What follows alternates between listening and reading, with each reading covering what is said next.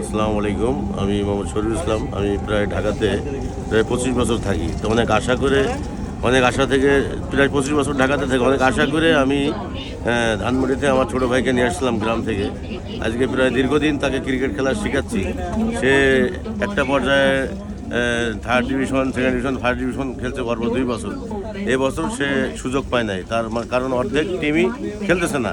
তো একটা ছেলে এই 11 মাস মনে করেন যে সে তার নিজের পকেটের টাকা দিয়ে ঢাকা শহরে থাকে, খায়, আর বছরে একবারে যে একটা লিগ খেলা কিছু টাকা পায়, তো সেটার পথও বন্ধ হয়ে গেছে। তাহলে কী হচ্ছে ক্রিকেটের ভবিষ্যৎ কী? স্টুডেন্টদের তো কেউ দেখার নাই। তো বছরে একবার খেলার সুযোগ পায়, সেখানে সেই সুযোগটাও বঞ্চিত হয়ে যাচ্ছে অনেক ক্রিকেটার। হাজার হাজার ক্রিকেটার এই যে একটা অর্থনৈতিক মানে তাদের ক্ষতির দিকে চলে যাচ্ছে। তো এটা দেখবে কি? এটা দেখার কি কোনো নাই? এদেশের ক্রিকেট বোর্ড কোন অবস্থায় যাইতেছে? তা আমি তো এখন মানে এরকম আমার মতো ভাইয়ের মতো তার অনেক ফ্রেন্ড সার্কেল, তারা চাচ্ছে যে খেলা ছেড়ে দিয়ে এখন বিদেশ চলে যাবে বা দেশেই থাকবে না, এরকম অনেকে চলেও গেছে।